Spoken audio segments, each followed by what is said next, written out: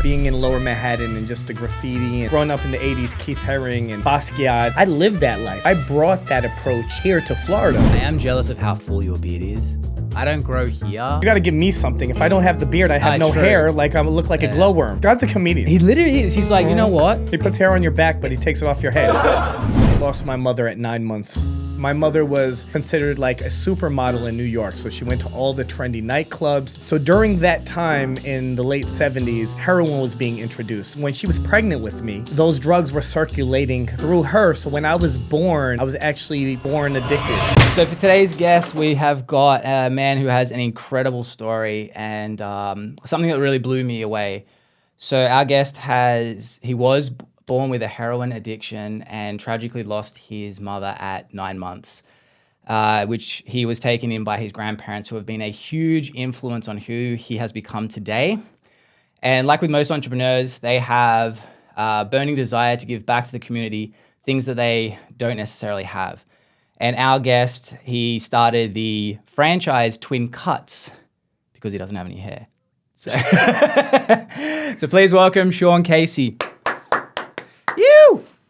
What's up, man? So, thank you for having me. Cool. Thank you for coming, man. Yeah, man. So excited to be here. Just popped on Instagram, saw a message, and I'm like, who is this guy? Just sliding into DMs. Sliding into DM, asking me for an interview. And then you did some couple of name drops locally. I'm like, oh, okay, he's local. So I had no idea where you were from. And I'm like, all right, this guy's trying to hack my account. He's going to ask me for my... my Cash App. Yeah, SSN, please. Yeah. Click this link below for, for information. And it's true. That's how you get That's how it is right now. Yeah. We were doing some videos for IT guys lately, and they're like, some of the scans, I'm like, people fall for that shit? Like, very surprising, where I'm like, wow, okay. Right. But no, it is, I just don't know. Instagram's great to just slide in people's DMs. It is. It is. Make sure to just bring that super close to you. You can pull it to you too. But, yeah, no, everyone gets a little bit weirded out. Did I fuck it up already? Is it good? Is it good? You're good. Yeah, it's good. Okay. Great.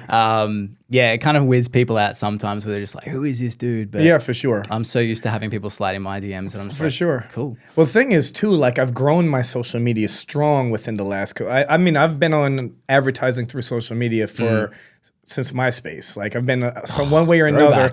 Yes, I've been using it for an outlet to like promote me as a barber as a young kid, to opening up a shop, all the way every avenue I have. But this last year it's just been like I found a niche, I've made it grow, and it's got really strong. But on top of that, it's like I got everybody from like India and Pakistan and Russia and all these other countries sending me a bunch of message requests that I'm not following. So I'm so nervous because I've had so many friends lose their accounts. Yeah. So anything you do, I'm very like cautious about. The trick is just never click a link unless, I mean, I say that, but I always send people links like my calendar. Yeah. But that's the biggest thing. If someone's like, hey, is this a photo of you? Don't click that link. Just don't.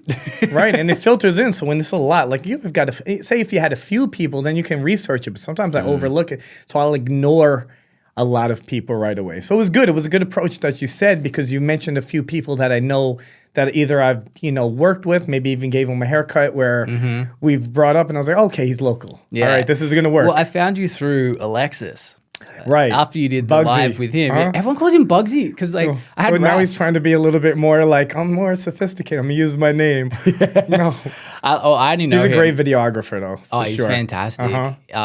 He's the one where we had a video that had like 8 million or something on Insta. Okay. And so he had all these people reaching out, goes, did you guys pay for that? And I'm like, dude, I've never paid to boost a video in my life. Right. And it was just an Elon Musk one. But no, it's funny when people call him, like I only found out he was called Bugsy. Yeah. Literally on Raphael's, like after Raphael's podcast. He's like, yeah, you know Bugsy. I'm like, I don't. And that's another good friend of mine too. I've known him since like straight out of college.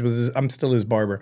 Oh, really? Yeah. He looks fly. Yeah, he does. You know, I make him, I work the best. I can't turn water into wine, but I make him look good, right? Yeah. He was almost funny. He's a funny dude. Oh, he's really funny. That was my first time meeting him. I'm just like, well, are we gonna be friends? Yeah, for sure.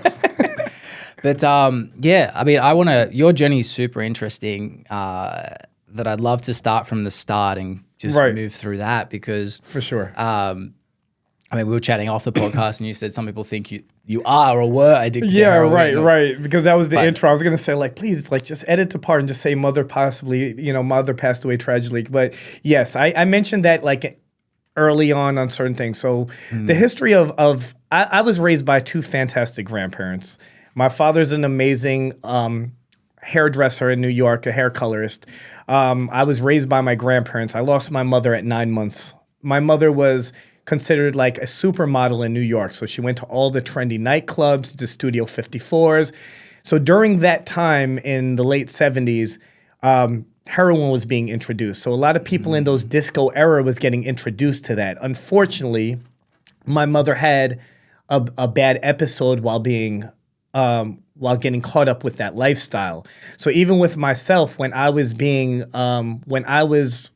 she was pregnant with me, those drugs were circulating through her. So when I was born, I was actually, born addicted, and that was the only time that's ever been into my system. So it's funny that I never got caught up with hard drugs. Yeah. There's something, maybe the essence of energy, that never allowed me to fall down the path, because, there could have been a possibility, my teen years and stuff, that I would have been open to do a drug and probably been addicted to it a lot quicker because it was in a bloodstream when I was younger. So, I heard these great stories. I was born in New York City. She was great. My father was killing it. And unfortunately, when I was 9 months old, she passed away. My grandparents took me in and raised me, and I just had an amazing time. And my father is just like, he's always been in my life, and then there has been in and out times where I've lived within the city and stuff. So, yeah, he's doing great. He turned his life around. I'm sure both of them were just wild 20-year-olds in New York City, like living the star. You're talking to somebody in the hair industry and somebody in the model industry. I mean, it's party, sex, and drugs, right? And not to mention, my mother was a hippie, so it's just like good times, right? But everything happens for a reason. And how old was she when she passed? She was 24. Wow. That's short. Yeah. Poor thing. Yeah, for sure. Do you feel like, how, because I've back in Sydney, we were aware of kids that were born addicted to meth and stuff like that. But I never really had got the opportunity. Like, I knew of them through a girl I used to date when she was doing teaching placement at a rough school, and she's like, man, and the mother was still addicted to meth, and you could tell that I think the kid was still kind of, they said he was physically dependent on it, and this poor kid was like 8. Yeah. So, what do you know how, if you were addicted to it when you were born, was there a process that they helped wean you off, or was it more just I was so young and I was a baby, so it's just, it wasn't introduced because my father wasn't on it like that. So it was just within time. When she passed away, I don't know the timetable of me moving with my grandparents at that time. So it's just so they wouldn't give her any anesthesia during that time because any extra drugs I wouldn't have survived. Really? Yeah, so that's why I knew about that. My grandmother had mentioned that when I was born. So, whatever it was, I didn't have a process. Thankfully, right? I believe there's a reason for everything. It's a tragic way for somebody for a child to lose their parents. I tell people sometimes, if there's one person you could ever meet in your life, who would it be? And I was like, my mother. I'd love to know what that relationship would be, especially her being a hippie. Like, I feel like I'm a 70s child to today. I listen to like Marvin Gaye records and Curtis Mayfield records at home. Like, I'm that whole vibe I'm heavy on. And I think like certain conversations with relationships along the way, there would have been cool conversations. So there's that missing element to it. But but I'm blessed not to be that 8-year-old kid. Yeah. That I had to struggle and see those early. To me, it's, here's a photo of your mother. This is what it is. But I was raised by 2 loving people. So for the foundation of myself, there was no regrets. I'd rather lose somebody so close and not building up a relationship with them than losing them later in life and really possibly giving me mental health issues because there's that separation anxiety. I have a 9-year-old daughter, so the relationship me and my daughter have, God forbid if anything happened, I could just imagine how emotional and hurtful it would be, or if I was struggling with something and how it would affect. I really didn't know. Yeah. Yeah, you never really know how it could turn out. Like, it's it's that weird thing of life, you know? Yes. Like, it could have been maybe the reason you never tried stuff was because of that story. We're like, well, shit, I've seen the person I loved or I would have loved the most pass so early in my life. It's like, I don't want that. Yeah. Whereas you could see it could have been, like obviously with some parents, it's kids and people I've grown up with, they see their parents still doing it.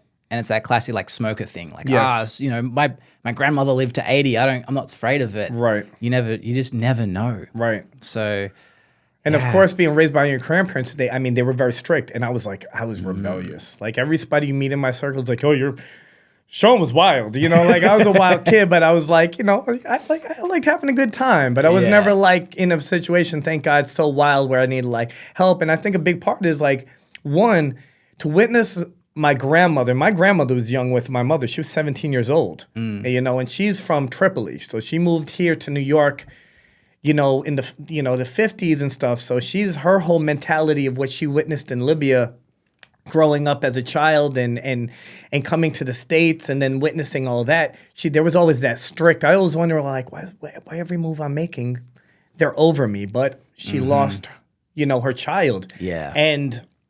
And heaven forbid she lose her grandchild. Right. And you just see a change. Like everyone said that there was definitely a change with my grandmother all around when something like happens. The worst thing that I think that could happen to any human being is probably losing your child. Oh, yeah. You know, like, could you imagine, like I've got a daughter too, and the thought of that, oof. You don't want to witness that. So I think so tragically waking up and hearing that news and stuff. So I always wondered when I was younger, like, you know, all these type of restrictions. They almost made me want like, yo, I'm not coming home. But like they also had the fear of like foreign grandparents, like, you know, you're going to get the belt. You know, like you're going to feel this. You're going to be in trouble. Like I was kind of nervous to like take it too far. Yeah. You know, so there was extents to my madness, but. Yeah. It's funny. I had a conversation recently and it's part of the easy fitness thing that I sell. It's about you know, parents, and I'm like, I think a father should have the ability to beat his kid but chooses never to. Yeah. Like there's something about a strong parent that I think society has lost, where it's like, oh, you know, like, yes, don't hit your kids, but if your kid knows you have the ability to overpower them, they will respect you. And if you don't hit them, they will respect you. If you do, they'll fear you, and that's fear not of God. You got to put some fear of God. Sometimes you got to walk in the house and throw a chair over for no reason, and then walk into a room and laugh. Like, you know what? I mean business in here. You know, I got a son as well. So I was in high school when my son was born. So I always had a sense of responsibility.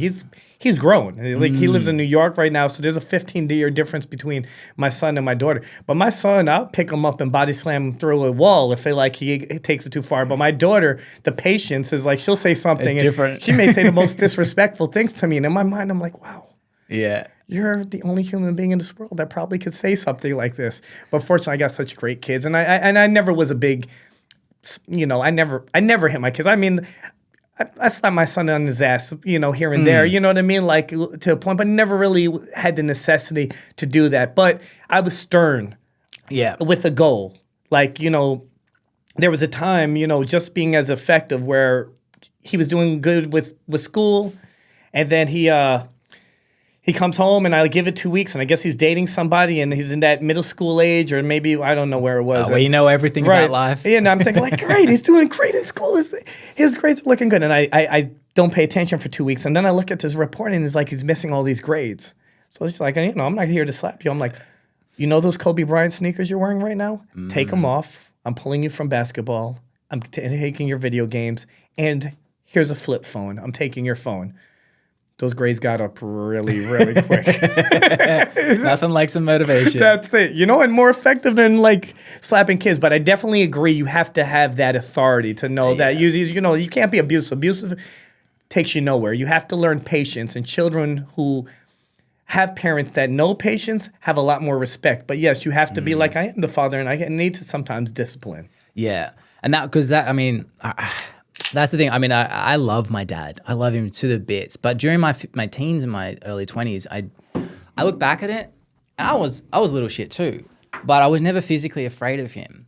And I kind of am like, I kind of wish I was. Right. Because I look at my friends who were, they'd say like, I'm not going to do that. My dad will freaking hit me. These kids were never hit by their dad, but they were like, if he wanted to, it was more like a metaphor, but there was a difference of it. And like, obviously now I've grown up and I'm like, yeah, I was a little shit. But at the same time, when you're a teen, you don't know any better. You just know what's coming out, right? And so that's where I was like, man, you should have the ability that you could beat your kids in a fight, but you choose never to hit them, And I think that's a stoic way to go. But with your son, how old were you when you had your son? 18. Yeah. What was that like? Scary shit. Yeah. Scariest time in my life, but I was a big fuck up. Absolutely. Have you met me? You haven't met me. Where are you from? Australia. Yeah, you try not to a lot. I didn't want to stereotype, but I was like, I try and not swear in the first 10 minutes for YouTube, and then after that, shit's okay. Fan. Great. But yeah, no, I was wild. Like even with grades, it's like, I found a system in middle school where it's like, oh wow, I can fail all year long and do 8 weeks of summer school and pass this grade and screw off the whole time. Like I was that kid. That's why I became a barber. But my son was such a reality check. Like I was getting to the point in high school where closer. Sorry, I was getting to the point in high school where middle school was like school wasn't inspiring me. So I would find ways to just get through with school. And the time that my son was born, the direction where I was going, I had no path. You could ask me what I wanted to do with my life. There was no direction. And it was just like the girl that I'm dating was like, hey, I'm pregnant. And I was like, what are we going to do? She's like, keeping it. I was like, I got off the phone. I was working at Hertz renting a car. I hung up the phone and I quit. I was like, wow. I'm going to my car and it was the longest ride home. I was like, did you speak to my grandparents? She's like, yes. I was like, I went home and I felt like the Matrix slap. It was coming in slow motion by my grandmother. And I was like, I stayed backwards. And it was just a very scary time. And we're just looking for options. I didn't know what to do. I was like, wow, I can't even take care of myself. I don't even know what direction I need to go to. But there's a unconditional love. And he's the greatest thing that's ever happened in my life, especially at that transition in my time. And it also brought me closer to my father, which we always had a great relationship earlier, but it was a distance, in a way, a distance relationship. But we bonded more with the, hey, you know what? What are we going to do? You have a son. What direction are you going? And I'm like, I like to cut hair. Because I used to like going to the barbershop. I like the jokes. I like the atmosphere. And I bought myself some clippers because I had a beard since I was like 12 years old. So I had my little trimmer. That must be nice. I just grew this. Nice. It looks good. It looks good. So I used to trim it up. And then I had a few people around the neighborhood that I was cutting up. God forbid how they look. I don't even know. But I was like, oh, be a barber. And he's like, well, if you're going to be a barber, you need to go to school. And if you need to go to school, I'll help you get through school. But I want you to stay with me now and we're going to start this process. So my son gave me that like motivation that I needed and put me in the right place, because I don't think without him, who knows what direction I would have gone to. I would have kept going more left, and that could have turned into many things. And going back to how we started, that might have even turned into more drugs and hanging around people that just might have been a more negative influence because of the confidence of myself and not the confidence of being a successful student and trying to find an outlet in my life. You naturally surround yourself around other people doing the same thing.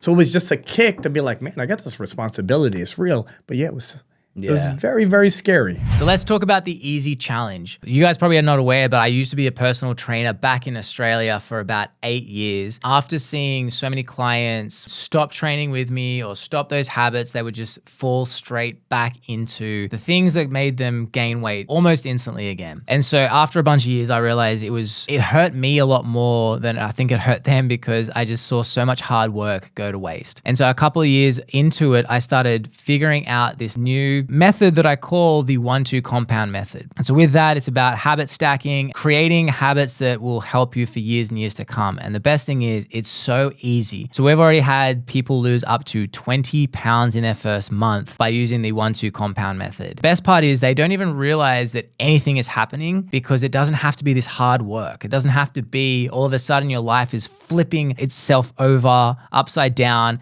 and you have to focus on 20 different things. Instead, you're gonna have a one-on-one coach who will guide you every single step of the way so that you don't have to think. All you got to do is just do the next thing, tick that off for 30 days and the next thing. And after time, what you will notice is the weight will just start coming off. Now, this is not just for people who are trying to lose weight, also people trying to tone or just change some habits so that they don't ever feel like they're being miserable through a diet. Because let's face it, diets do not work. So to find out more about the easy challenge and the 1-2 compound method, all you've got to do is head to my Instagram at Aussie Blake Doyle. Now that is OZ, or you guys call it Z, don't you? You call it Z? All right. OZ Blake Doyle. And then slide in my DMs and just write easy.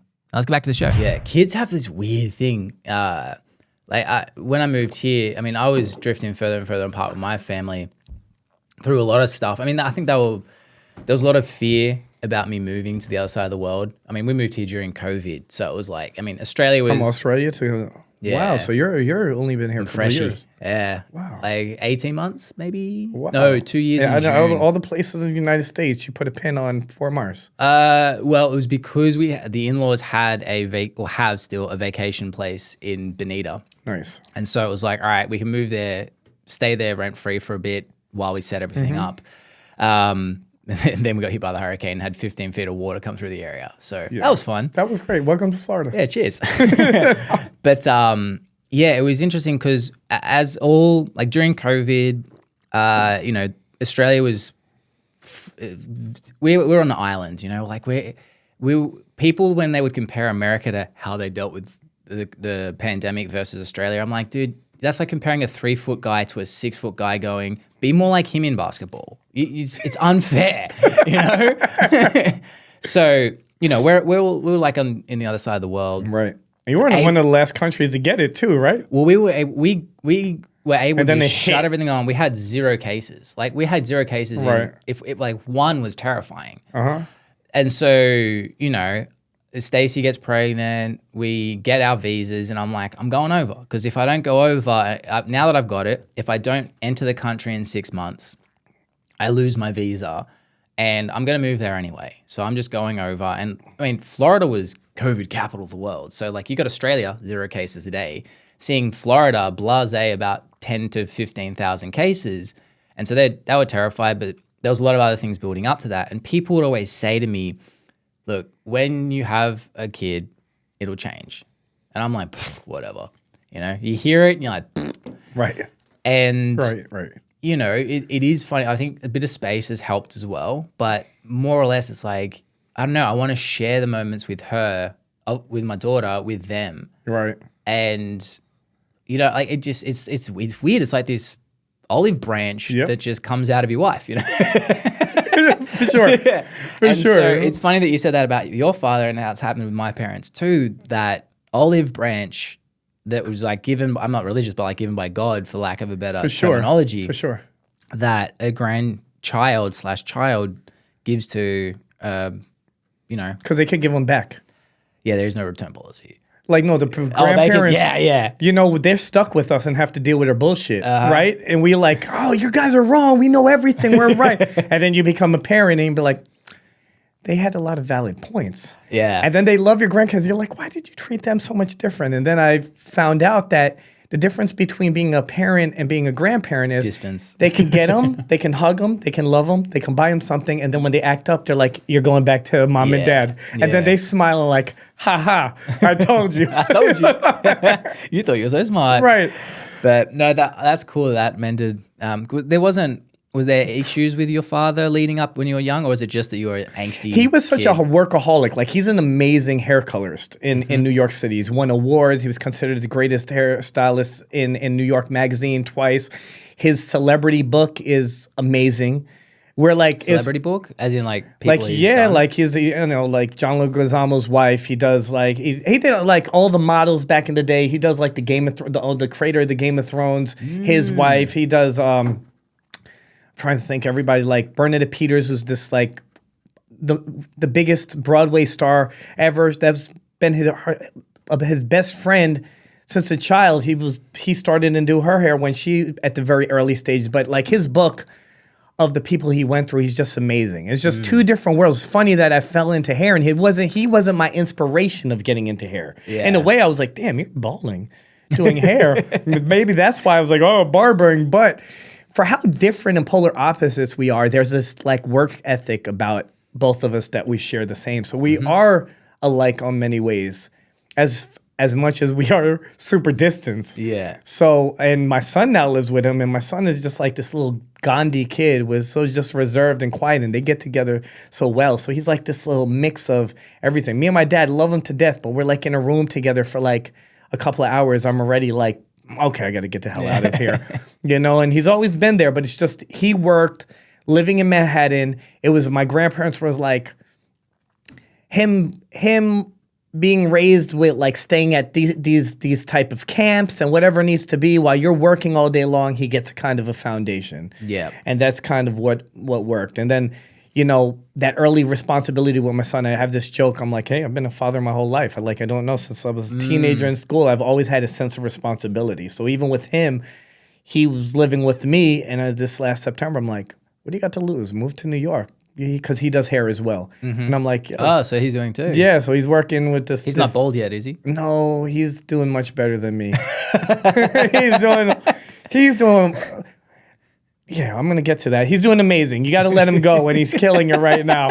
But I had this big, thick, curly head of hair that all my family used to come up to me and grab and be like, oh my God, his hair's still thick. That's why he lost it. They kept grabbing it. That's right. Maybe being a teenage dad too. Yeah, that could be. I was probably like, oh my God. Rub the follicles right out of my head, right? Yeah. But So really it's that it was because that was one thing I was fascinated. I'm like, you know, what got you into hair? Is it you don't do hairstyling? It's more barber-esque. I'm barbering, but I'm dual licensed here. So I got my original license as a barber in New York, and then when I moved here in 2006, I had to do more hours. So I went to a beauty school. Because they didn't just have barbering school, so I got my my cosmetologist license, which is Lots of hot chicks there. not when I went. Not when I went. I feel like that'd be a female. You know why? dominant Because theme. I was doing mine was an extended one because I was working and I had to do a part-time and like a night course there wasn't a lot of students, so it was different. But there usually are a lot of hot chicks. If I was younger, it would have been great. Yeah. So I just had to do what I had to do to get the hours. Then I take the test. Then the state bought my hours for me being a barber, and then I got dual license. So I'm a cosmetologist and barbering.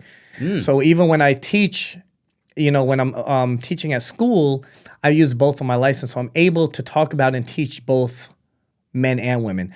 But I have a passion for men's grooming. Yeah. But I do know how to do women's hair. Yeah. Okay.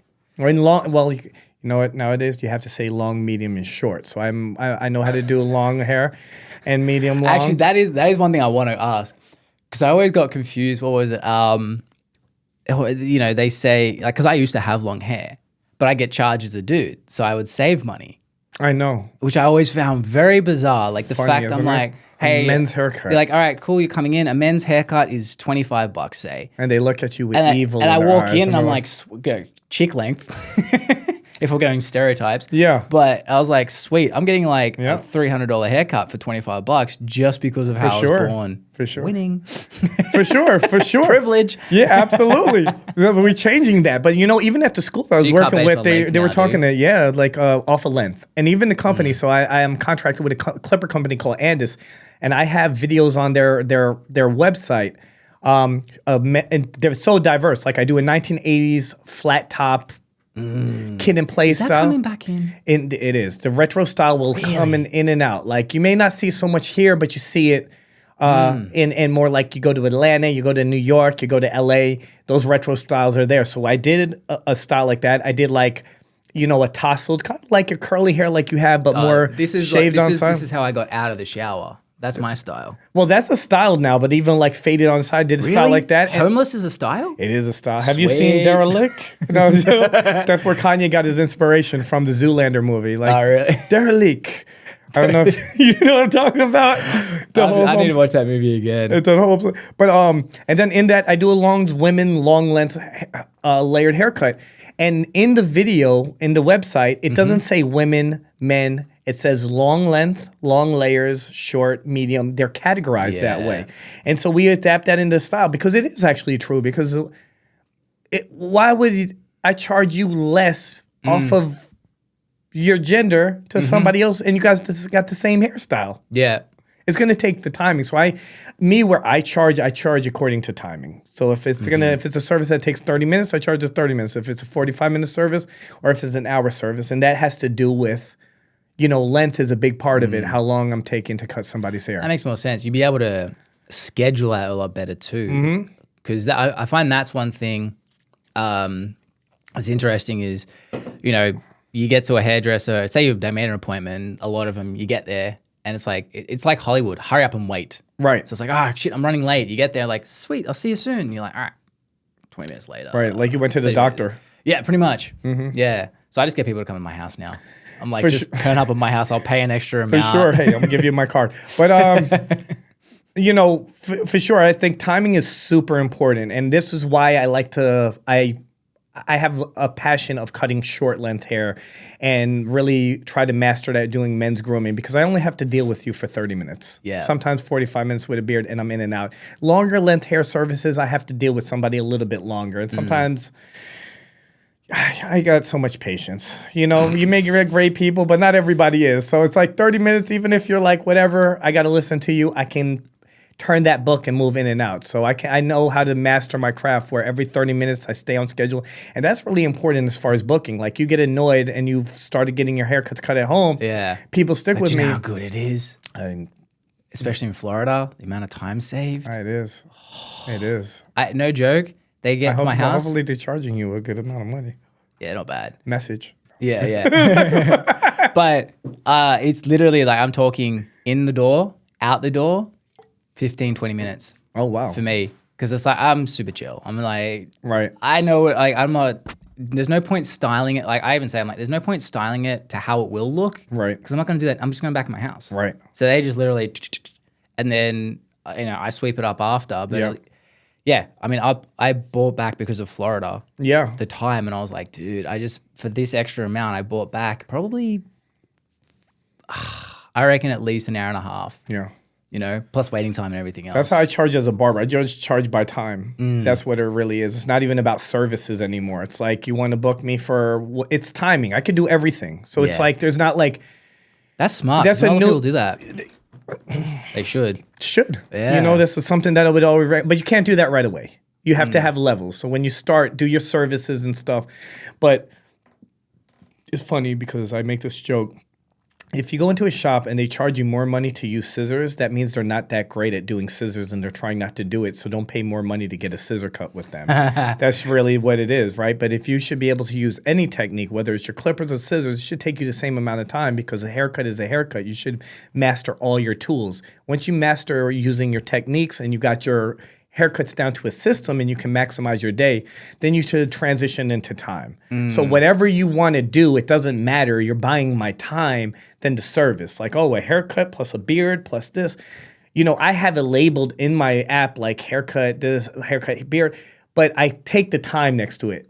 So you're really like forcing you to do the time because explaining time to people doesn't quite make sense. So I kind of put the services together of what they really cost to do. Yeah. You know what I mean? But if I get out my house, then I'm going to have to charge you the hour and a half or 2 hour time to pack up my clippers, to drive. I got to equate what the gas would be, whatever it is. And it's got to make sense for both of us. You're 100%. saving time and I'm taking time out of my day because I can use an hour in my business and stay there and make money as well. So I would do that if I still live in New York. I don't think I'd work in a shop.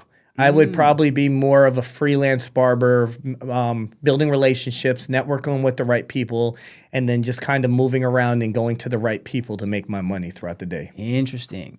Would that also be because, I guess rent is so insane in New York? And the easy accessibility to transit over there as well. True. Their train system's So you could get a backpack and that can be like, okay. And it's like, it's a city. In New York, they're accustomed to charge higher, right? So if it's like you're uptown, I can jump on a train and see you in a certain amount of time, and then I can set something downtown. I can fit 4 people in my day. I don't have to overcut. And I've had an amazing, successful day. Yeah. But in order to do that, relationships is super important. Everybody wants to live that lifestyle, but they don't even know how to hand out a business card and say hello or shake somebody's hand. So meet the right people and put yourself in that situation. And then it's important to understand your self-worth. And then that's how you're going to make a good living for yourself in this industry. Yeah, because that's actually interesting because New York, now that I'm thinking that through, if you're a New York hairstylist or barber, that would make more sense because, I mean, so many of those people are, one, have the money, but two, they don't want to travel. You know, they like Many don't, and they're working from home now. Yeah. A lot of them are working from home. I was just there last week. I worked there all week. So, you know, and I always extend it because I got my family over there. So I'm doing work and I'm spending time with them. And it's just like the city's booming right now. It's like you need reservations everywhere. The city's a hot spot. I stay in Lower East Side, which is amazing. That's the place to be. Greenwich Village is popping. I didn't even make my way around the city. That's what I love about New York. No matter where you go, you can always have a new experience. But every single place had a line to get in. It's just really just an amazing place. But I also found out while working in the shop out there and talking to other people, it's like so many people are working remotely from home, from their jobs as well. COVID so the opportunity of doing, so the opportunity of like going to people's houses even works better because they can work at home while you're cutting their hair. Yeah. Yeah, it's definitely, the last 2 years have shifted a lot. Like Raphael and I spoke about that on the podcast where it's hilarious how people shit all over, no one wants to work anymore. It's like, no one wants to leave their house because we were forced. Raphael put it in a great way. He goes, everyone was forced to learn to stay at home, and you know, kids in their 20s and early 30s. I still think I'm a kid. Me too. I'm immature. Yeah. But you know, if we didn't have necessarily a career or a business, a lot of us were just like, well, I still want to make money, and we're old enough to be savvy and young enough to be savvy with the internet that a lot of people were just forced into the internet. And now we're like, oh shit, why would I? Right. You know? But yeah, so with TwinCutz, the thing I really like about it is like it's a cool vibe because I've had a couple of haircuts there as well. And it definitely feels different. It doesn't feel like that. It doesn't feel sterile. That's what I noticed. Like most haircuts, you kind of feel like, I feel like I'm walking into a room of hair bleach. Where, you know, in other hair, you know, the old school, like, you know, walking around your thing, you got a little thing around your head. We're still clean, people. Yeah, you're still good. But no, that was the thing. It's funny because when I saw Alexis and I was like, oh, TwinCutz owner. I'm like, that place is cool. That's why I was like, want to reach out because it's just a very interesting place where you've created a unique vibe. And were you bringing deliberately like New York here? Is that I think it's just my thing. I love pop art. You know what I mean? I like being in Lower Manhattan and just the graffiti, and I love art. You know, like growing up in the 80s, Keith Haring and Basquiat and Warhol and just random like, you know, Bansky and like just I love art. Museums, that's me. Even that going back to why I wasn't great in school was I wasn't an adaptive learner. I was a creative learner. And our systems are set up for adaptives. But there's this whole world. Once I tapped into making money as a creative, I did amazing. So when I moved here from New York, a lot of the things that I did, even being an intern working for a record label out there, when I started running my own business, I was running it and promoting it the way I saw that on the ground, you know, early 2000s, how record labels would be having street teams and standing out and putting posters on the wall. And I was handing out flyers to go to BB King's on 42nd Street. I lived that life. So I brought that approach here to Florida. And that's what I did with my shop. And then my shop, I always wanted to be like, they're either really like run down and nobody put money into it and they're just throwing like mirrors on the wall and got crappy chairs and it's just like, it smells like, you know, people like it stinks and it smells like, you know, weed and it's just not the environment. Or they're like too franchisey, right? And it's like, you know, it's too much of a system. So how can I take some of the professionalism from a franchise, but keep that kind of like, yo, you still feel like you're still walking into your local barbershop. And I wanted to blend those two together. So it's important to give that atmosphere of like, yo, it feels like an art studio inside of the shop. And it's each shop actually has its own, like you could go to all 7 locations and each location, you could tell that they're the same brand, but they're not a mirror of each other. They're nuanced. Right. So they play to the locations to where they're located at. So I have a standard of keeping the barbershop, you know, where you feel that you have a booking app and you can sign in, you can sit with people and you can get that experience. But at the same time, allow the people that work in the shop to have some form of creativity as well. So we have a light dress code. I like to see everybody dressed predominantly in black. so you know who the barbers are in. Yeah. Working in the shop, but at the same time, they can dress the way they want as well. They can have, certain colors and accessories and shoes, and some people could dress up and some people could dress down, but it looks like you're still an artist. Yeah. And that's important to me. I wanted people to feel like they're coming to see an art because I think we are artists. At least I look at hair that way. I look at it as a canvas. It's always inspiring. No matter how great I do in life, I think I'm always going to like the art of cutting somebody's hair. I like seeing the finished product, and Yeah. it's a love. It would hair is just like the fashion for the head. Because like that's, I mean, we've noticed, how you put together your outfit makes people perceive you a different way. Same as your haircut. For sure. And like I noticed that if I get a real, clean cut, whatever, my wife, she goes, "You look mean." Right.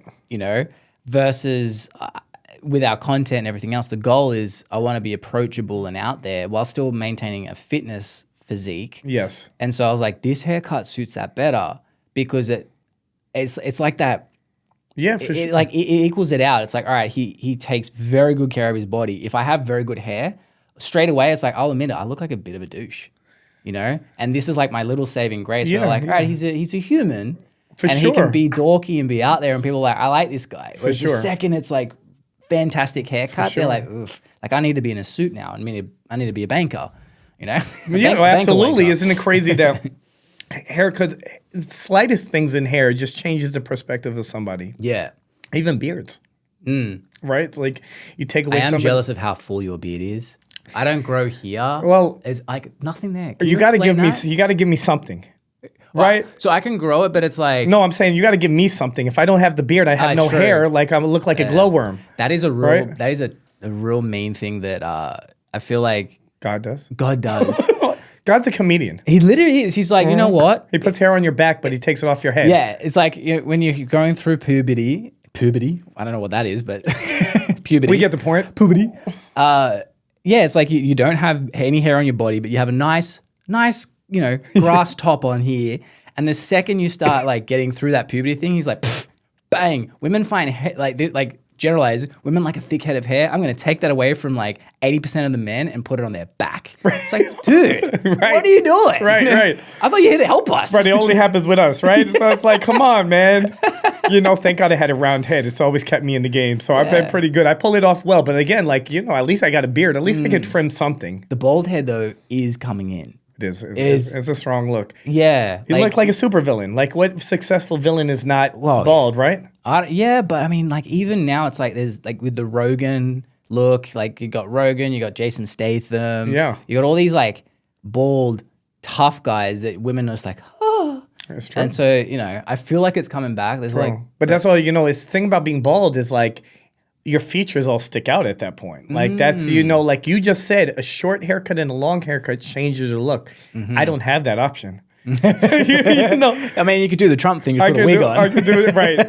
There's those lace front wigs that we're doing now too. But I could do a fuller beard, and I could change the appearance of like a short beard to a medium beard to a longer beard. I can do those things as well. But you generally, when you're bald, like is what it is, and Yeah. I'm just grateful, thankful. There's some people that I feel bad because they know, like, when they lose their hair, hats are going to be a big investment. Yeah. Hats are investments. And so, I mean, because beard culture is massive. Yeah. To the point where, I mean, I met a guy in LA and he had, this was a mustache, but he had like, when you walk past someone and it's like, again, the representation, this guy had like a full blown, like Monopoly Man thing. And I was like, I'm drunk. I have a photo. Like, there's a photo from 2012. I have a photo of it because I was like, what? So obviously, you like talk about this thing on this guy's face. And he's like, yeah, I've won awards for it. I was like, get the fuck out. And he shows me photos, which I also have on my phone, and he's there with an award for his mustache. And I'm like, there's like award things for There's facial an hair? award for everything. That's wild.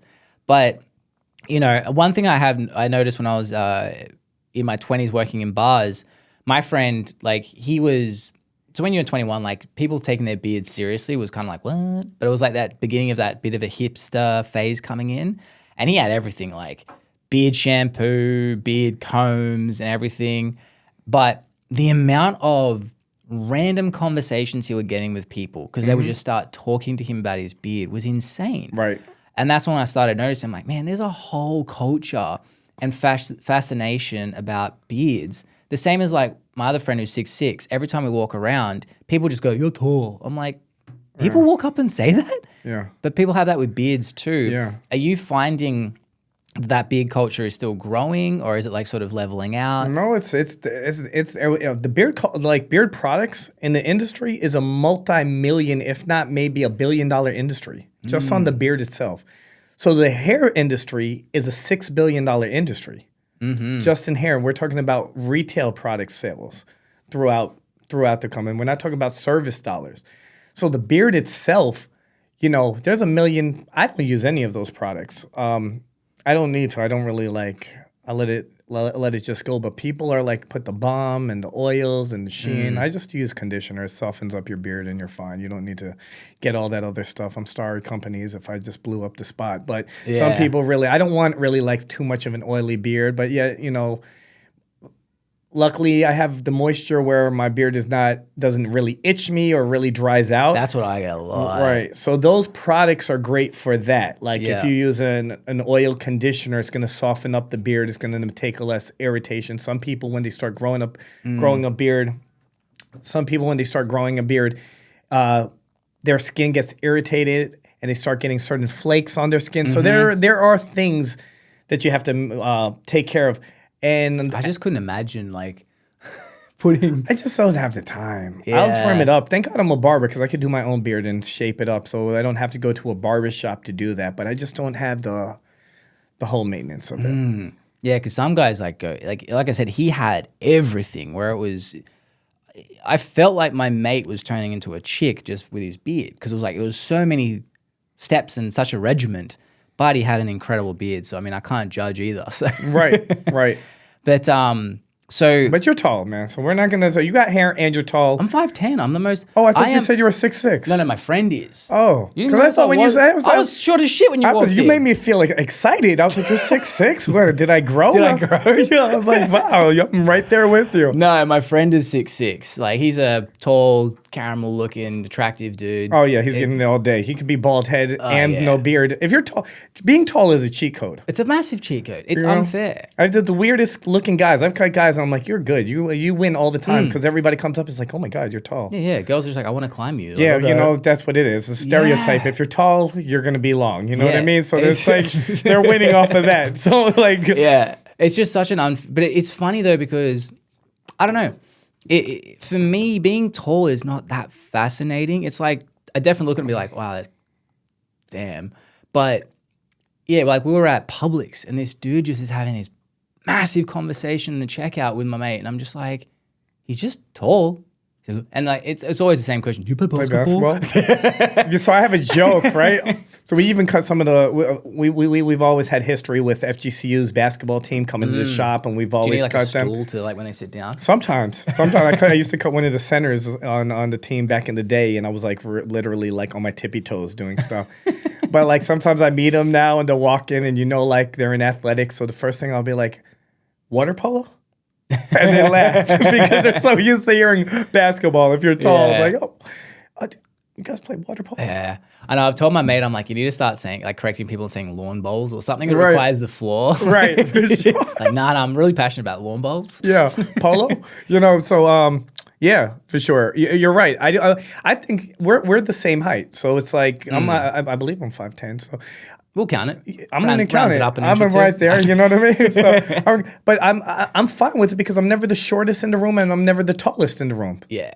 I'm always that good thing. I've never had anybody say, "Hey, you're short," right? So if you short women might be like, "Oh, you're tall," but I know I'm always that middle. I'm never getting short and I'm never getting tall. I'm and I'm happy about that. I don't need the extra attention. Yeah, I wouldn't mind a little bit of attention, but I always say I'm gonna take an inch more. Let me get those 2 inches. Let me hit 6. 100%.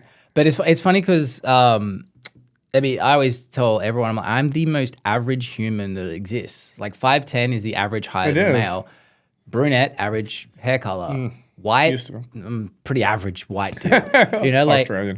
That's the only thing. But in Australia, it's no one cares. Right. But over here, it's again, I've always just found it weird. I think maybe just because I've been around so many different people. Right. That when I'm here and people are you'll get crazy conversations, and all of a sudden, like, you're Australian? Oh, and then it's the same thing. I've always wanted to go. I'm just like, Right. That's a cheat code here too, though. It is. Why do You come in with that accent, Aussie? right? It's like you win that right there. It's so like weird, though. you made yourself 6'9". Yeah. Just off your accent. That's why I hang out with my friend, and all of a sudden the accent disappears. You go to the bar and you say a few words, and they're like, "Oh my god, really? Australia?" Yeah. Well, I had a girl abuse me once at LA because she was like, I don't know what, she had a chip on her shoulder, but it was one club / bar. That's LA for you. Yeah. Well, it was Riverside County, so it was a bit south. But I had one girl first. She's like abusing me. She's like, "Your accent is shit. No one believes it's real." And you know what it is? She really liked you. Maybe, but I didn't get the vibe. But yeah, she's like abusing me about how fake my accent is, and it's so clearly fake. And I'm like, all right. And then I had this other guy who was like a Marine, and he was abusing me about how shit our military was in Australia. It's so embarrassing, blah, blah, blah. And I'm like, yeah, it's because we don't go to war, bro. Like, you're just telling me that we don't fight people. Right. We get it. We respect you. Just have a drink and chill, bro. Yeah, because like, right now we're not we're not you're fighting. At this moment, we're not fighting. I don't think you're offending me as much as you think you are. Yeah. It's like so weird. Actually, I'm happy you're here because if something happens, out of all of us, you're the trained one. He's not protecting me, though. He goes, fucking kill the Aussie. For sure. He's like, he's got shit military He's going to use you anyway. as a shield. He's like, oh yeah, kill him. Yeah, he's a piece of shit. Yeah. But no, it is funny though sometimes where you're just like, I think just because Sydney is so multicultural, where it's like we hear accents, we don't care. Like we just, if there's a unique accent, I might be just like, oh, so where are you from? They're like, Bulgaria. I'm like, sweet, that's cool. Right. Like, it's just such a melting pot for Sydney. For sure. And also, like, I mean, Americans, we grow up on American TV, so hearing the accents for us, it's no different from every single thing on TV, the shows. Oh, very true. YouTube, like it's Australia is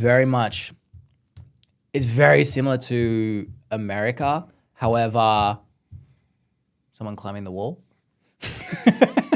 Marine? He's like, hey, stop shit talking, mate. When's this coming out?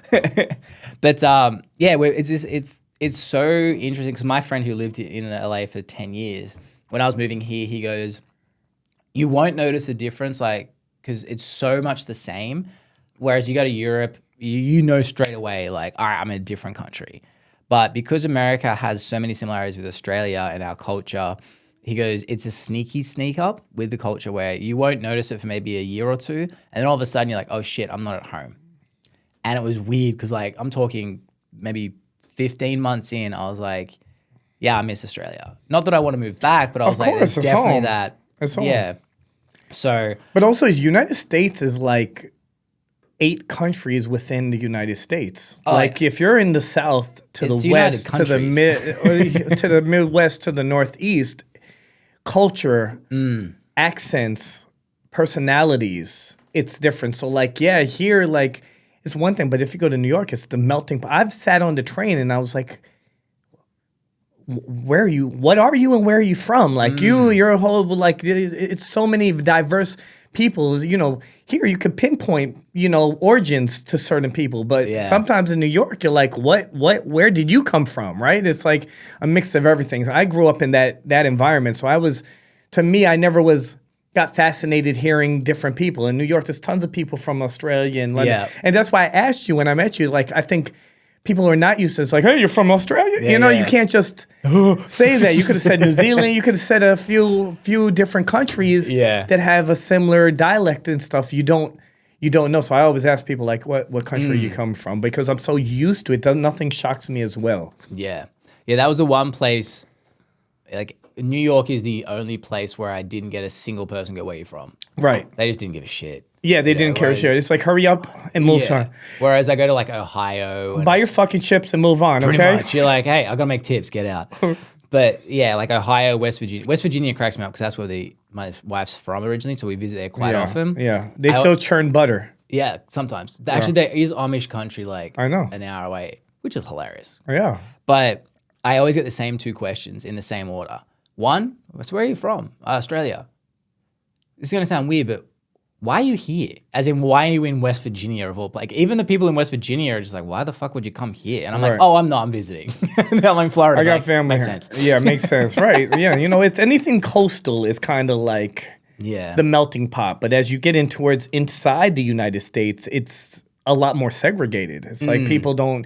It's there, like how you learn the culture off of TV. There's a lot of people within the middle areas of the country that just know culture from television itself as well. Oh, very much Which so. kind of creates, you know, why sometimes the United States has a reputation of stereotypes and that tension amongst each other, because there's a whole many areas of the United States that don't get an opportunity to meet people with other cultures and to understand the acceptance of it. So it's like, you know, it's wow. Yeah. I'm not used to this. So it's weird living within the most diverse country with so many great opportunities and stuff. I noticed the things towards the coastal land is where people always like to move. And I'm assuming Australia's like that too. As you get to the coastals one way, and as you get towards the center of it, it gets a little bit more. Yeah, I think 85 to 90% of the population in Australia lives within 35 miles, if I'm doing conversion right, of the coast. Right. With the same landmass of America. So Australia only has 25 million people in the landmass of America. And I think something like maybe like 15 to 18 million live on one side. Right. You know? It's so far away. Right. Everyone's like, fuck, I'm not going there. But nah, it's cool. I tell everyone they should visit, and we're going back in 2 weeks. I can't nice. wait. Great for that flight. I was once invited right before COVID. They were doing a hair show out there, and they were working on sending me out there, and I was looking at the hours. I was like, oh, but I want. It's not that bad. Do you know how much stuff you get done on like people hear 15-hour flight from LA to Sydney, and they go, I love it. You know, you just sit down, you do nothing, you sleep most of it. 5-hour flight to LA drives me crazy, let alone 15 hours. But I could do it. I've worked across seas. I was actually in Telford, England last year, doing for this thing called Barber Connect, and my the company that I'm working with, Andis, we have educators throughout the country. So it was one of the first times that we were able to meet people from Asia, Australia, Europe. So different areas, and there was 2 guys that were 3 people from the Australian team, 3 educators from the Australian team. Yeah, that was there, and it's just like it was you know, cool energy, cool energy. But we're so used to traveling too. Like, you tell me, from here to Australia is 26 hours of travel time, and I'm like, because to go from here. If I go from, you watch Netflix series, you're like, you download a whole Breaking Bad complete. Well, I remember when my wife and I went to Vanuatu, and I looked it up, and I was like, 3 hours. I'm like, fuck, that's quick. Like 3 hours away. It was like basically it just felt like it went up and down. And that's like me going to Atlanta. That's how it feels. Like I was a hop, skip, and jump. Right. But you know, so because even going to Europe from Sydney, it's a 15-hour flight to Dubai where you change over and then you go to wherever you're going in Europe. Wow. Same as here, you go to either LAX or you go to Dallas, and then you go where you're going. Yep. So curiosity, because I'm planning a trip this summer to go to Tokyo. My daughter daughter definitely identifies with being Japanese. She draws anime, she watches anime, she eats ramen. Off. Her whole room is designed. So I said, you know what? That's why you're taking photos of the Pokemon cards? I did. So she's so excited by it, and I was like, well, it's a place that would be awesome for me to visit. I was like, oh man, such a flight. Yeah. So we're planning that, but I'm looking at this flight, and I'm like, okay, I've you know, flying to Rome is 12 hours, coming back is 13 hours. You manage, you watch movies and stuff, but adding another 10 hours on top of that. How far to Japan from here? I think it's the same thing. You got to either fly to LAX or you fly to Houston, not even Dallas, and then there's a straight flight from either from Houston or LAX from the flights that I looked, coming from, you know, probably flying from Miami. Gotcha. There. Possibly to Houston. I found something from Fort Myers to Houston. But it's like 13 hours from Houston, or maybe 14 hours from Houston to Tokyo. Now, when you're on that flight, what do you do? Usually sleep. See, that's the problem. I have the hardest time. I'm such a deep sleeper when I'm comfortable. When I'm uncomfortable, I'm light. So as soon as I'm like resting a little bit, that little bit of turbulence, I'm like, oh, really? I'm I didn't know if you turbulence. had something. So the biggest trick is one, don't watch TV because you'll get bored and then you'll fall asleep. So everyone, they get in the the plane and they're like, oh, I'll watch TV, and it's this, you got this white light in your eyes, And then it you're forces you to stay up. yeah. And so we've been super lucky. I reckon in the time my wife and I have been together, we've done Sydney to Columbus off to Florida 6-7 times in our before COVID. That was so we would go every 6 months. We'd do that trip. Yeah. And I think every single trip except for one, her and I got 3 seats between the two of us. So we would have just a system of I'd have one leg up like that. You paid for that extra seat? Nope. Just got Just lucky. Just lucky. Yeah. Roll so the dice. Good luck doing that we now. just sit like that. Flights are packed. Not to Australia yet. Going to Australia, it's pretty empty. So we've strategically gotten a real random row and about no one booking that seat. So you do the bookends and leave enforcing people if they're going to go in the middle. We go until you get that 300-pound dude that sits in and is like, hey, I sit right here. So that's where we actually have real good system where we usually just sort of give a little look of hey, my wife, and then she'll because we had a big guy sit next to us. He was probably 6.5, 7 feet. This guy was massive. And this lady comes up, she goes, sir, if you'd like, there's 2 seats over there, we'll move you over. And then she walks over, then she moves him for us and she goes, you guys are welcome. We're and then we had 3 seats between the two of us. Yeah. And now that we have a daughter, I'm like, please have someone look after us. Right. But that's allowed me to sleep super simply across. It's about getting comfortable. So it's not the turbulence that makes me frightened. It's just that I'm more relaxed and I feel it. So for some reason, just being in a lighter sleep, every little thing starts waking me up. So I'm like, man, I wish I could get into a more deep sleep. I'm out, drool down the arm. I wish. I'm envious. Yeah, I had a wet dream and on the plane once. That was Yeah, embarrassing. that's great. But That's how comfortable where's I gonna I have that? But yeah, no, I'm follow your rules. I try not to watch TV. I try to get it going. But then when I'm up, then it's I'm bored and I try to get into it. And I fly a lot. As an educator traveling, I've traveled to almost every state doing classes and teaching in schools. I've been around the whole country and outside of the country. But a long flight, you're talking about Australia. I've never been that far. Where it's the flight's 17 hours total. It's not as bad as you think. So, even the in-laws were the first time they flew over, they're because the longest they'd done was here to LA. Yeah. And then, you get in and you're like, it's not bad. It's just time just goes and you keep going too. Right. But with Japan, are you just going to Tokyo? No, so if I would love to get an itinerary if you've been before, but I definitely wanted to Do you snowboard? No.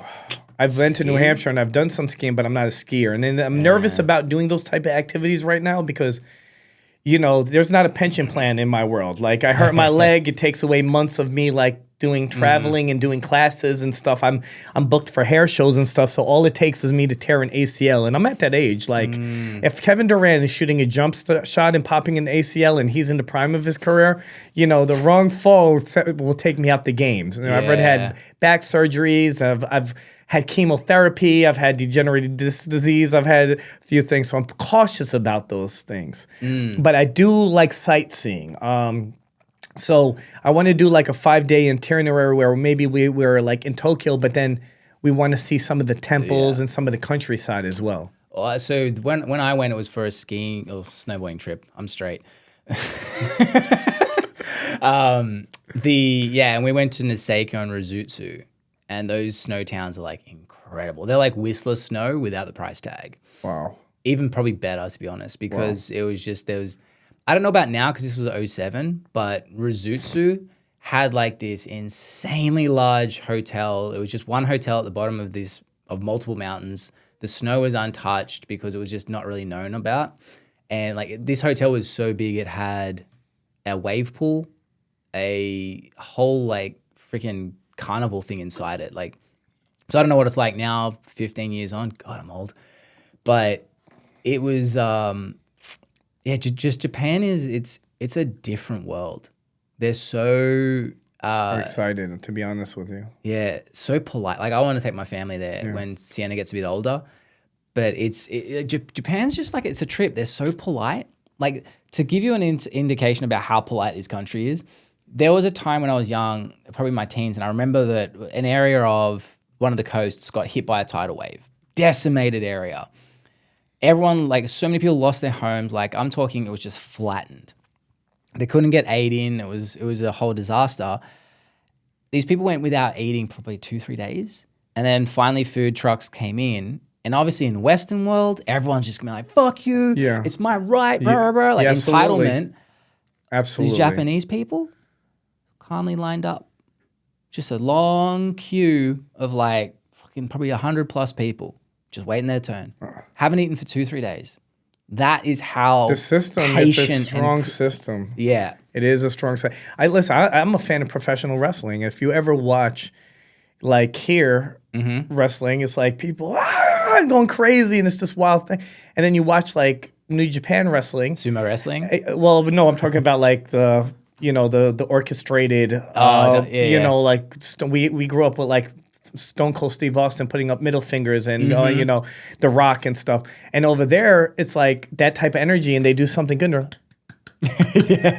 they're all silent. Yeah. And then they see that that's their excitement. You know what I mean? So it's just even that alone, such as like excitements and sports and stuff. Yeah, even their mafia, the Yakuza.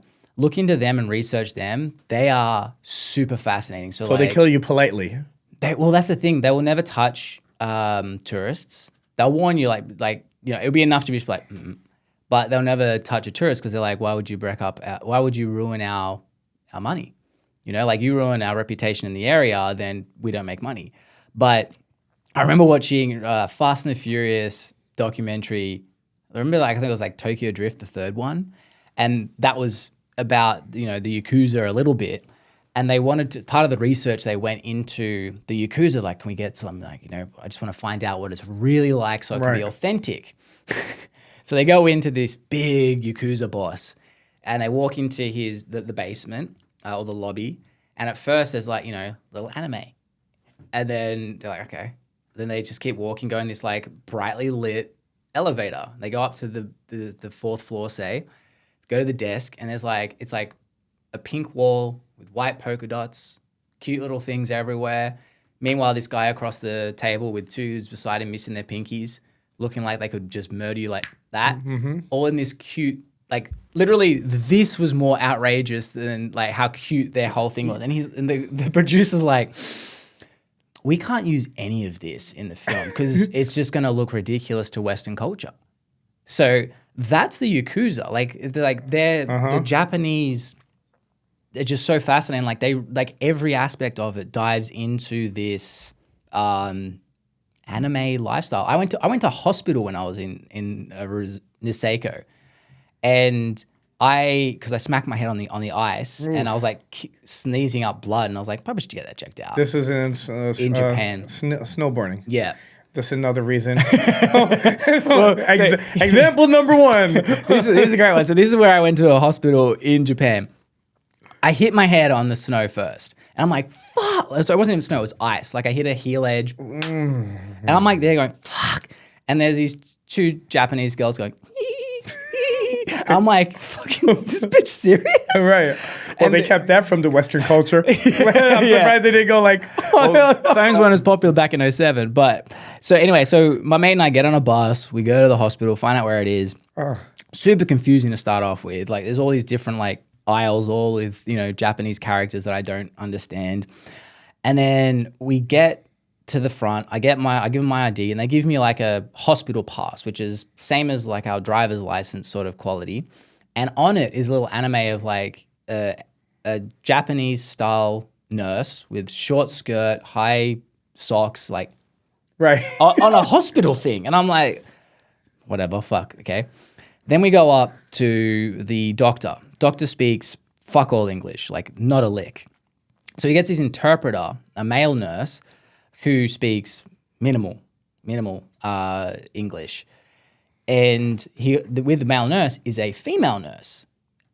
The female nurse looked exactly like the anime. Short skirt, long white socks, slight little heels, looking all sexy. And I'm like, okay.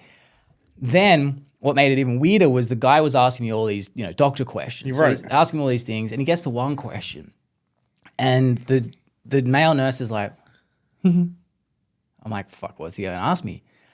And then he turns into me and goes, does it hurt to... Starts giggling with the nurse. I'm like, what is going on? And he goes, I'm 18. I'm 18. I'm like, huh? And he goes, does it hurt to... The nurse and him are like, it looks like a cartoon because they're both leaning into each other going like... I'm like, what the... Are you asking if it hurts to pee? They're like... Oh. I'm like... You're a fucking... This is a hospital. Right. You guys are immature. I thought I was immature. I'm 18. You're immature. Like, that was literally my hospital experience in Japan. Yeah. Where I was just like, this isn't real. Wow. But that's how cool the country is. Wow. Which is funny. Two things we're going to add to that. But one, I always say you want to start solve world peace, just tell a fart joke. 100%. Right into UN. I'm all for Whatever. The whole, every nation right in there, they just turn around, say fart joke, everyone's on the same page. Or just let one rip by accident and pretend like it didn't Turn do around it. right in the mic, do it. And you would be like Russia and Ukraine would be like shaking hands. So I've recently become a parent. It's interesting to watch them grow and watch them just become a human being. And one thing that I really have learned from my little Sienna, kids will do what you do. They do not do what you say. That has really resonated recently with me. I need to be an example to my daughter and whatever future kids I have with my health, my fitness, making sure that I can be around to live longer. But not only that, I want to make sure that she has an amazing longer life. She has healthy values built into her, and those values come back to me. I'm the one that's responsible to put on to her. This has been a thing that we've been focusing with the Easy Challenge for parents. I know being a parent is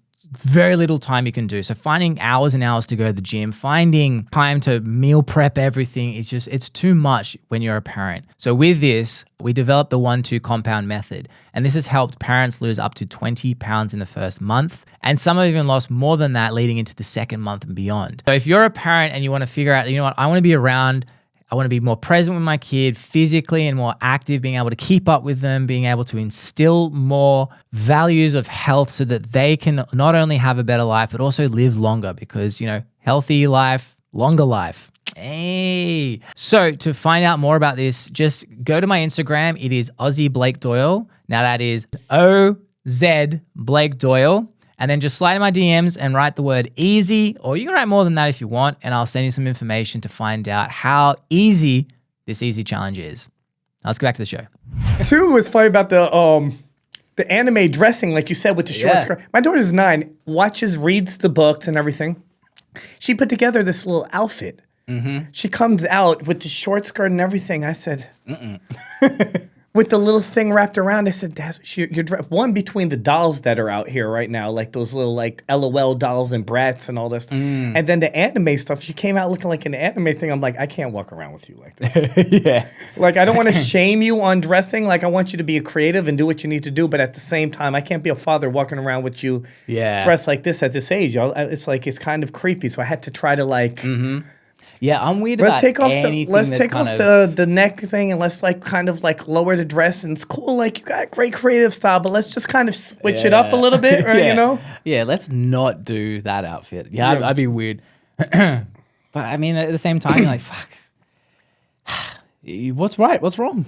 Well, that's the thing. I think the biggest thing is with me raising a daughter is I don't want her to ever feel like what she's doing is wrong. Yeah. Like she likes working with makeup, but it's important for me to always say how beautiful she is. But at the same time, I'll encourage you doing makeup. I actually bought silicone faces and I gave her mannequin heads, and you could practice it. To me, it's an art, and you can make a lot of great money as a makeup artist. So instead of showing it's wrong to do it, there's a time and place to do it. If you want to do it, but if you're out, and I also want you to know, embrace your beauty. You don't need those things that you see on TV to see just as beautiful, but okay, be a creative and do that as well as dress code. There is a time and a place, but it's that fine line. It's a tough thing being a girl dad at this point, but it's that fine line. Like, again, if you're so strict and prevent them to do it, they're going to do it more when they're older anyway. 100%. So it's like, can we meet down the middle without making it look like it's wrong, but at the same time, like, I'm walking out with you and then I look like that dad and your daughter's looking like Yeah. this. It's kind of creepy in a way. So I can't do that. Yeah, yeah. I won't even. I mean, if I need to go in the shower or anything else, I'm like, even though my daughter's only 16 months, I go to Stacey, I'm like, get her out of there. She's like, she doesn't know what it is. I'm like, I don't care. I'm like, get her out. I'm like, I won't do any of that. And Stacey's like, you're so weird. Like Stacey, my wife, she's like, you're just so weird. I'm like, it's different. You feed her from this, so it doesn't matter if she sees it. Me, I'm just like, nah, get out, put her out. If sometimes she won't leave because Stacey's doing her makeup, I literally have Stacey get like a towel and I go hold it in front of her face until I like run in, pull the shower curtain, and I'm like, I'm safe. Right. She's like, what? I'm like, I don't know, man. It's just, I would rather be that weirded out by that stuff than whatever else, like. Yeah, so for sure. I don't know what happens when she gets older. I'm just like, can you not wear that? So that'll be because I don't know what I'll do. I'm telling you, like, my experience in growing up and just like, my relationship experience would be women that had very over the top strict parents and took that away from them and created such a wrong perspective, turned out being worse and everything their father didn't want their daughter to become, right? So it's like we always crave what we can't have. Right. So you just kind of got to have that understanding. Like I've seen the strictest fathers as a kid. I was, like I said, we've all been wild young kids, and it's like, some of the most wild women that were in my life were the parents that were like not there or very strict. Yeah. So it's like you can't be super strict. You got to let them feel like you got to express yourself, but also the time and place for certain things as well. Like, just it's there's no answer. Yeah. But I just know it's like you gotta be a father, but you also gotta be understanding. So I don't want you to lose that connection and being open with me and speaking to me about things where, you're kind of keeping things quiet and doing things anyway. Yeah. It's gonna be a wild ride. Yeah, she's only 9. I'm not ready for these next years. She's already treating me like she's a tween. You know what I mean? I could just imagine, I hate you, Dad. Yeah. Slammed the door. I was like, I fed you for years. Yeah. Well, that's the thing. Now I'm getting to that point where I'm just Stay my rug. Yeah. I'm starting to understand my parents, where they're just like, it's like, I'm only 16 months in, but I'm like, I'm doing all these things. I'm like, I have to continually train myself. I'm like, even now, like, I mean, this is thoughts of 10 years, 15, 20 years from later. I need to keep training myself going, she doesn't owe you anything back. Like, if I start being like, oh, I've done this, and this for her, I don't want to start it, like, just subconsciously expecting some sort of respect back or expecting something else back. It's like, well, no, I need to not expect that, but still promote, helping and supporting, which is freaking hard because I'm like, all right, got to plan 10 years from now. Right. Yeah. I just know how I was as a kid, Yeah. Same. It's weird, but and I think we talked about this start of this podcast, right? Where having stricter grandparents and then the separation of age difference too, because what your parents understand. Remember, my parents at my age are 70s or popping into 70s. My grandparents are, 15 to 20 years older than that. So to understand that gap and listen to their views to where I'm at, there's a heavy separation. So that strict caused me to be very wild. Yeah, that would have been rough because I had a lot of. I couldn't talk to my grandparents and have certain things like to talk. I had to be a little bit more because everything's like their mentality is a little different. So I think I was just, if not more wild, that where I would say the conversation that I would have maybe had with my mother could have been some of the things that I wanted to identify, as far as even my first girlfriend, or like, hey, I felt awkward giving this first kiss, or I really like this girl, or I didn't even want to tell my grandparents that, I was dating like that. It's like, so they're still at the age. It's like, oh, you met her? You getting married? It's like, no, I want to have fun. I want to have fun. I want to get to know people. I want to explore. I want to enjoy life. But, just different things. Because back then they were getting married at younger ages and stuff, right? It is wild how quickly we change. Like, especially the internet now, I feel like culture changes and shifts every 3 to 5 years, where it used to be a little bit slower. So, yeah, I can't imagine, like, when you think further down, it's like, all right, what's going to be like for our kids' generation as parents, or like our grandkids, and try not to be afraid of it, because there's definitely this habit of like every single generation shits on the one that comes after them. You know, they work so hard to give their kids what they didn't have, and then they resent them for having not been through struggles that they went through. It's a real weird dynamic, you know? And so it's going to be interesting to see what happens in our grandkids' Can you generation. imagine what they're... It's just going to be different. I yeah, mean, like just so like when they get older, the conversations and what they see, and they're going to be mad at the kids. What the hell are they listening to? You know what I mean? Like we think, and our grandparents and every generation. I mean, the people that were parents of the Elvis generation, it's like, oh my God, he's shaking his hips. Yeah, you know, and they're freaking out. You know, now it's like, you know, they're gonna grow up to listen to their kids, and it's like they just don't sound like Lil Baby anymore. You know? yeah, I know. That's the weird thing. You know, like there's like where does it go? It's just interesting. Yeah, it's just forever changing, you know, and I mean, there's a saying I love, which is in 52 BC, there was some philosopher saying the kids are lazy today. You know, like it's just forever changing. And right. Anyone who says that right now it's more dangerous than it's ever been, I'm just like, don't think it is. I don't know if I wanted to be like where you slap me in the face with a glove and says I challenge you to a duel. Right. You know, and there's no like. But that was manly. I thought that was pretty dangerous. I walk into a bar, I step on your shoes, like, come outside, high noon right now to the death. I was like, yo, bro, relax. Can I buy you a beer? Like, you know, it just depends on how aggressive you want to be. But there were times where it's just like, you know, okay, we're taking over your village, and that's it. Yeah. I think we're very lucky to be alive right now, but I think so. I think we're more in tuned with what's going on with social media and Twitter, so we think the world's really dangerous, but in all actuality, like if you lived during Genghis Khan's time, you know, and you were living in one part of the area, it's not like you could like through Twitter and be like, you know, Genghis Khan just invaded another village. You just didn't know. You had to wait for the Sparrow to come in with the newsletter and be like, Yeah, and hope you got that you know, and just see like, hey, by the way, you're about to die. Yeah, like, and your daughter is going to be a concubine. Right. Like, oh, fucking great. Great. Great Tuesday. So I think there's always been times where it's been pretty wild. Yeah. You know, we just know more about it now. Yeah, well, and it's been good though because there's always been a thing where they've controlled, like people in power, no matter what it is. If you're in power, you control the levels of information. The internet was sort of like a thing where it's all of a sudden people could talk and you'd be like, oh shit, and now they're trying to control that. It's like, I wonder what's going to happen after the internet. Like the internet was this massive breaker of like a split in time, basically, where all of a sudden everything advanced so much quicker that I wonder, I'm like, shit, what's next? What's after the internet? Because there will be something.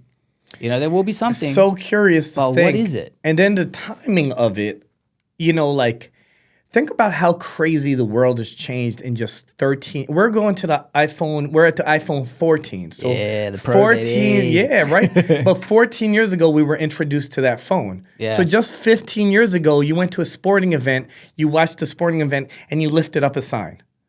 You know, now you're watching the whole event like this and getting it, right? Which I've never understood. Why do people film events and concerts? Because you never watch it. You never watch it. Nobody. Watch it I don't think anyone's ever in history said, "Yo, can you pull up those 2014 fireworks from July 4th?" No one ever does. Can I see them? Yeah. Let me just see if they changed from the way they look. I think it's sometimes a quick people just to be like, "Yo, I'm here," but like videotaping the whole thing. You see people like at a sporting event and a basketball player's right here, and you're like, you pay a lot of money for them seats, like you can see them right here. You know, but think about how crazy that has changed everything in a heart. I don't. What year was it? 2001 or whatever it was. I don't know. 15 years ago, whatever year that's it. The year before that, it's as strong as the transition of the first television. Imagine what families were doing before the first. It went from probably playing board games, speaking, socializing to like TV dinners and watching Dick Clark on television. I'm sure he was on the first episode. He's got to be one of those guys.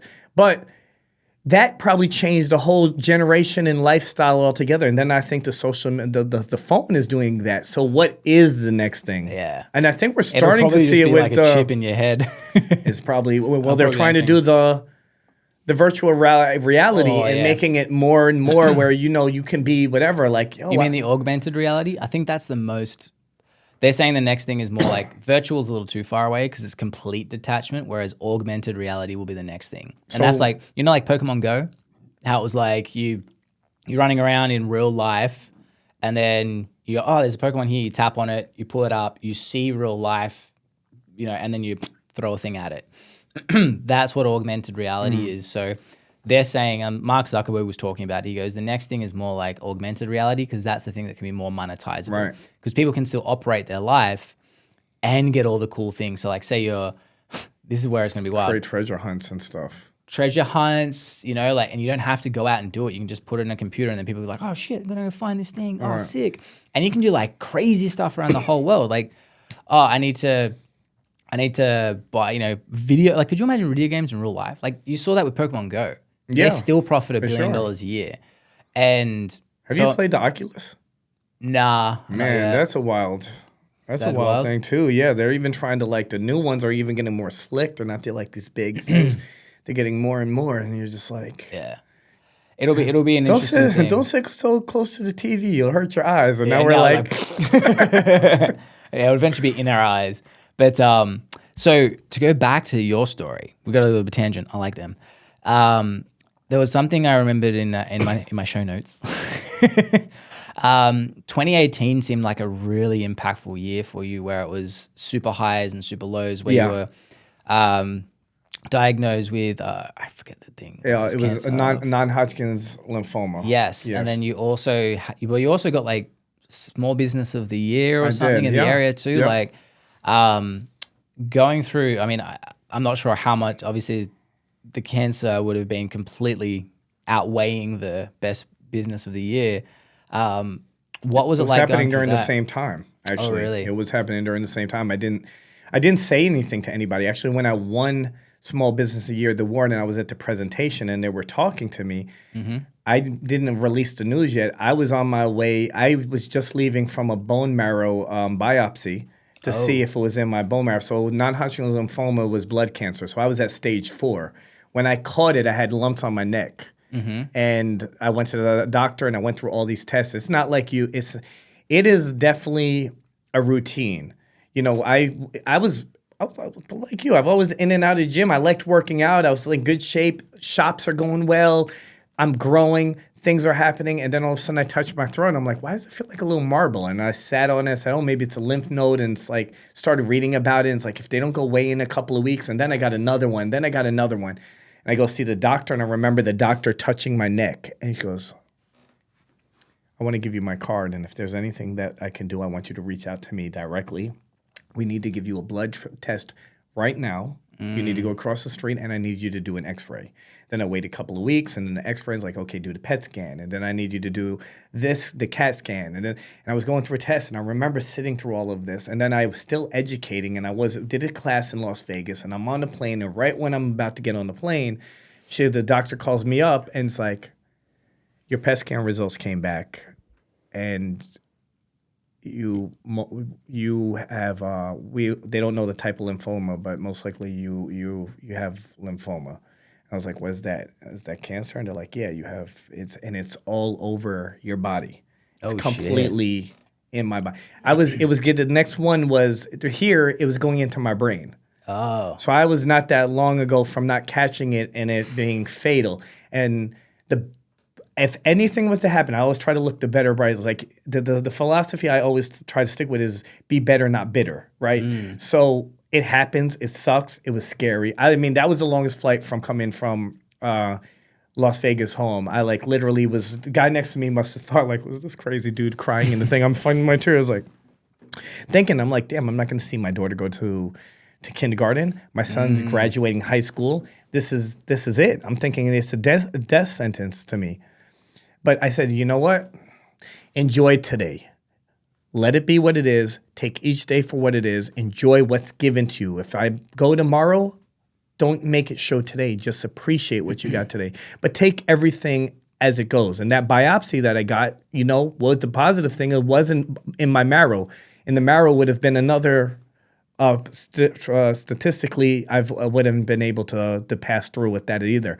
But even though it was all through my body, it was like, okay, we got to set you up to chemo. So I got that award with you know, feeling like I got hit with a 90-mile-per-hour fastball on my ass because they did the bone marrow biopsy and the lady says, I'm sorry, we didn't get enough sample. And then they put it again. It's like fucking a hammer coming in to take a sliver of it. So that whole process, I stayed quiet with a smile on my face. You wouldn't even have known.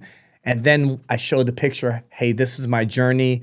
And then it was the process. And it's, you know, it sucks. Yeah. Like chemo sucks. Like, I watched things. Everybody sent me stuff. I actually did a lot of holistic ways to help me fight. I holistically, the way I ate, the things that I eliminated, because I knew if I'm doing chemotherapy, they put poison in your body to destroy the virus, but at the same time, it's going to kill all the good things in your body. So it strips you down. Yeah. And you have no energy. And then I started doing all this, eating the right things, and I paid attention to what type of cancer I had, and I had to eliminate meats because I knew meats create mucus on the blood, and since I had blood cancer, I was trying to clean, so I was creating more of an alkaline-style diet.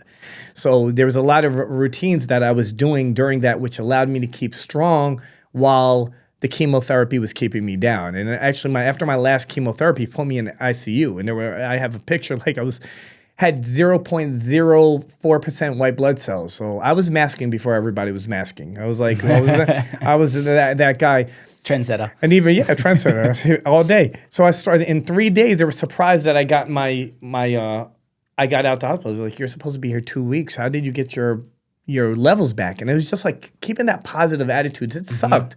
The worst part is that everyone you spoke to looked at you like a death sentence. Yeah. You know, everyone's Why do like, people do that? I mean, it's like, are you okay and stuff? And every time you looked at it, it was difficult. And it was part of my routine. I needed to help money with the bills, and I came up with a Fade Cancer organization where I put up these T-shirts, and everyone in the hair industry helped me, and I put money towards the St. Jude's Hospital, as well as took some money to help me with some medical bills. And then as I got past it, I went into remission in a year and a half later, and I've been in remission since. And I kind of don't talk about it too much. Like, we'll share this unless it's brought up to me, because it was one of those things is I didn't want to live my life and everybody look at me like, I don't want you to like me because I'm a survivor. Yeah. Like, if we talk about it and we talk cool and maybe grab some inspiration from it, but I'm going back to my work, and I want you to respect me as an educator and as a great barber. I didn't want you just to like me because I went through that. Yeah. And it sucks, and I will share with people that, regardless how high and how great you're doing in life, expect the unexpected, because in a moment it changed. And what I took from that is a different approach and slowing down and appreciating some of the smaller things that I was overlooking, because it was fast, get money, make this move, work. And it was like, okay, cool, let me relax. Yeah. And I just stayed. Everyone, rest. You need to rest. And I was like going to London while in the middle of it. I was doing hair shows. I was in Vegas. I was in Atlanta. I was like, I'm going to work, but everyone's telling me to rest. The one day that I rest, I was so depressed, and I was like, it got into my head. I was like, I just need to get up. I'm not working as hard, but I'm going to get up for a few hours, do a few things, and then I'm going to sit down and rest. And as it goes, it just, like anything, it's just a really terrible, chemotherapy is like a very intensified, strong flu. It's probably like, the feeling that you get when you get really a terrible, terrible flu for days in and days out, and you're trying to recover, and then you get the next dose, and then it weighs down on you, and just everything changes. But you gotta it's a mental game. Like, look at things, appreciate it, and it's not promised. Tomorrow's not promised.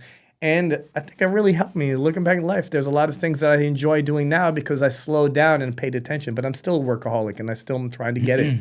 Yeah.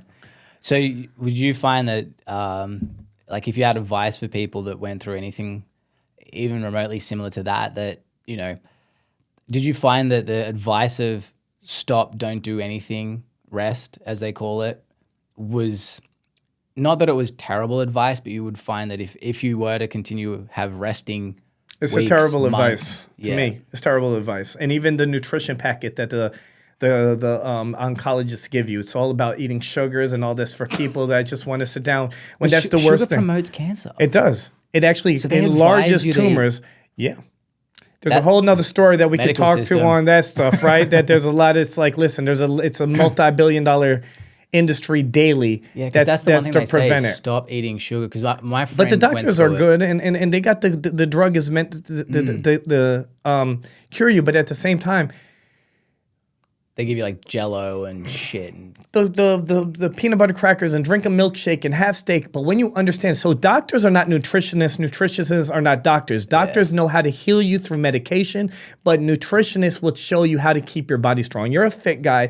You understand how important nutrition is. If you could do it at an early stage, maybe you can try certain things to shrink the tumors in your body if you catch it early enough and maybe not even have to go on medication. I was so far into it, I knew I had to go into it, but at the same time, the preparation of what I was about to go into, well, let me try to keep my body right by putting the right things into my body. Yeah. So it's a lot more holistic ways. So I eliminated sugars and I eliminated meats and I eliminated a lot of those things. Not saying that protein is bad for you, but if you're dealing with a cancer that's living into your blood, the best thing is you want to remove the mucus from your blood, since that's going to help the drug that's going in your body work more. So the time that I was done with chemo, I felt they were like, wow, you recovered very quickly from this. So I think mental health, a combination of fitness and not being that person who lays on my ass all day. There was times I couldn't. I had to lay down. There was times, but even in those times, I got up and did a few things. I was cutting hair. I was getting chemotherapy on Wednesday. I was in the barbershop on Thursday cutting hair. People were looking at me. I was great. The color of my skin was great. You know, like one of the guys, we're in the barber world and we still make jokes. And I think their way is like, I could take a good joke regardless. So at first they looked at me, I lost my beard and they're like, oh my God, don't say anything. But after a while they knew I'm dealing with it well, but I could never forget one of my skin complexion is great and I have no beard. And the barber's like, man, you look like Hellraiser. Or Pinhead. You look like Pinhead. It's like, okay, great. But I think just walking in and doing that, even that inspiration, the guys around me is like, yo, I'm not going to complain that I got a headache tomorrow and I can't come to work. This guy's going through this problem. But those things, I didn't work from 9 to 7 anymore. I might have came in and worked from 10 to 1, but I did a few things. And when I was doing it, I didn't think about it. So I tried to stay active doing things. And when I needed to sit down, I sat down and I rest. But I understood myself, give myself rest. But when I was actively doing stuff, the pain didn't hurt me as much. So I suggest that listen to yourself. Don't listen to other people. Do what you can manage. When you know you need to sit down, and try to pay attention to the things you're putting in your body during that time if you're going through it. I'm not going to say it's going to completely heal you, but it may make the ride a little bit easier for you. Yeah. Yeah, that's good advice. Because it's definitely because keeping yourself moving as well. I think there's a danger of, I mean, I've never been through something like that, but I know that just personally, if you're in a bad mood, like a girlfriend breaks up to you. I mean, shit comparison, but it's an emotionally traumatic experience for a small thing. I remember when I was younger, my friend, the go-to was like, my girlfriend dumped me and she was like, oh, let's just go out and let's just get drunk. And I was like, I'm not using that as an escape. That's unhealthy. Yeah. So I just went out and hung out with dudes and didn't drink versus, again, attaching myself to this destructive behavior with an emotion. And also not staying at home where it's just like you can just it's great when you're with your friends and you're distracted or at work with your friends and then you go home and then you're alone with your thoughts and it's just you feel those negative things just multiply. And I'm a strong believer. What you said is I heard that all the time. It's like, yo, it's not compared to what you're doing. But you know what? I tell people like everything. A guy fell off a ladder. He's like, I hurt my back and come, but it's not going what you're going through. And I said, be honest with you. I've had back surgery and I've had back pains my whole life and stuff. And I'm like, there's certain things that suck. And I'm not gonna it does. Like, yes, I'm going through this and it sucks on my end, but it's like, listen, when you're going through that moment, it sucks for you. So even in those type of processes, you got to do what you need to do. And that's a great example because even that's considered mental health where you're solving things for the better because there's two ways to do it, right? Yeah. Go out, get drunk, get emotional. Who knows? I could get myself into a fight for no reason. Like, or just accept it, let it bother you and be around people that it's like, yo, you know what? Just give it time, but it gives you an opportunity to be like, all right, I analyze myself. I know what it is. It sucks. I know what not to do next time. Yeah. Yeah, definitely.